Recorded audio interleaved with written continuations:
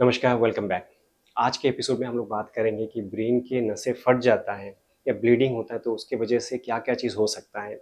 Basically sequence of event क्या होगा उसके बारे में बात करेंगे। देखिए किसी व्यक्ति को ब्रेन में ब्लीडिंग होता है तो यूजुअली हॉस्पिटल में आप हाथों में पैरों में कमज़ोरी लेके आते हैं या बेहोश होके आते हैं तो आपको हॉस्पिटल में इंटेंसिव केयर यूनिट में शिफ्ट किया जाता है। तो आपको पता नहीं चलता है कि क्या हो रहा है, क्या नहीं हो रहा है। तो इसके बारे में आज हम लोग बात करेंगे। देखिए, ब्रेन में जो ब्लीडिंग होता है उसका कारण भी अलग होता है और ब्रेन के कौन-सा एरिया में ब्लीडिंग हुआ है, उसके हिसाब से उसका सीक्वेंस ऑफ इवेंट होता है।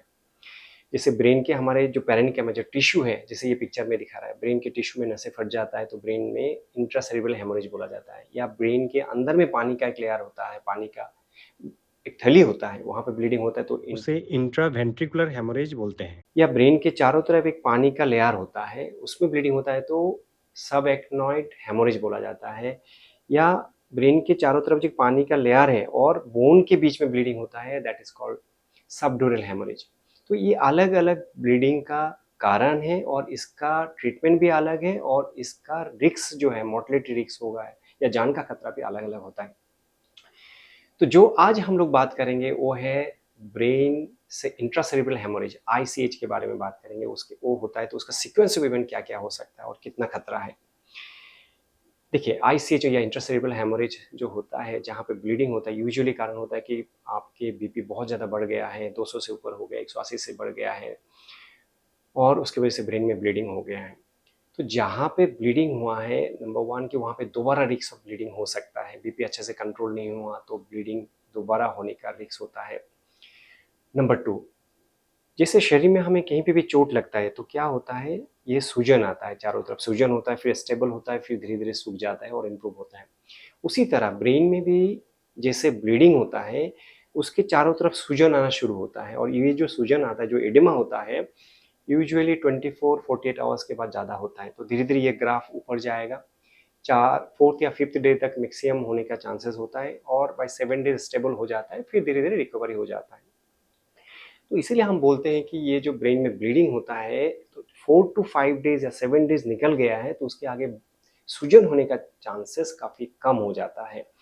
ये सूजन जब होता है तो मरीज का जो बेहोशी का जो हालत है, जो होश में जो जिसको हम कॉन्शियसनेस बोलते हैं, वो डाउन जा सकते हैं।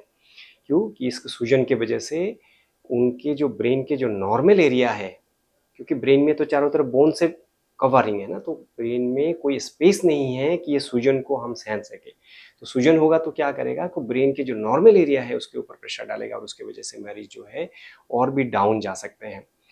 तो इस सूजन को कम करने के लिए दवाई दिया जाता है और बहुत ज़्यादा सूजन बढ़ते हैं तो हमें एक डिकम्प्रेशन सर्जरी या बोन का जो फ्लैप है उसको बाहर निकाल सकते हैं, मतलब बोन को फ्लैप को हटा सकते हैं जिससे कि प्रेशर जो है नॉर्मल टिश्यू के ऊपर ना पड़े। तीसरा है कि ब्रेन में ब्लीडिंग स्पेशली लोअर एरिया पे ब्लीडिंग हो रहा है, उसकी वजह से दौरे भी पड़ सकता है या ब्रेन में ब्लीडिंग होके बहुत ज़्यादा मास इफेक्ट आ गया, सूजन ज़्यादा बढ़ गया, उसकी वजह से भी दौरे पड़ सकते हैं, सीज़र आ सकते हैं और सीज़र आता है तो इसकी वजह से भी उनके होश में डाउन जा सकते हैं। चौथा है कि जब बेहोश होता है, वेंटिलेटर पे है या बेहोशी में है, तो हमारे शरीर का इम्यूनिटी भी थोड़ा डाउन होता है और हम लोग बलगम जैसे बाहर निकालते हैं या सिक्रेशंस बाहर निकाल देते हैं, वो सारा चीज़ नहीं होता है। तो चांसेस ऑफ एक तो निमोनिया होना या शरीर में इन्फेक्शन होने का चांसेस ज़्यादा बढ़ जाता है। तो ये जो 4 चीज़ हैं, एक तो है कि दोबारा रीब्लीड होने का रिस्क है, शरीर में वहाँ पे सूजन हो सकता है, एडिमा जिसको बोलते हैं। तीसरा है कि दौरे पड़ सकते हैं, चौथा है कि इन्फेक्शन होने का चांसेस है। ये 4 मेन चीज़ होता है जो अगले 4 से 5 दिन तक या 1 हफ्ता तक होने का रिस्क होता है।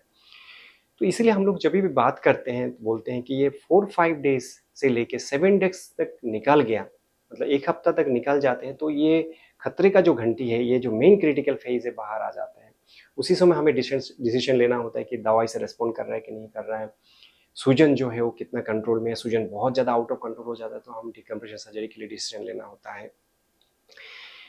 अगले एपिसोड्स में हम लोग बात करेंगे कि इस तरह का जब ब्लीडिंग होता है, जैसे मैंने बताया ना कि अलग-अलग जगह पे ब्लीडिंग है और अलग-अलग कारण होता है, तो उसका खतरा कितना है, मॉर्टेलिटी, रिस्क ऑफ लाइफ कितना है, उसके बारे में बात करेंगे। धन्यवाद।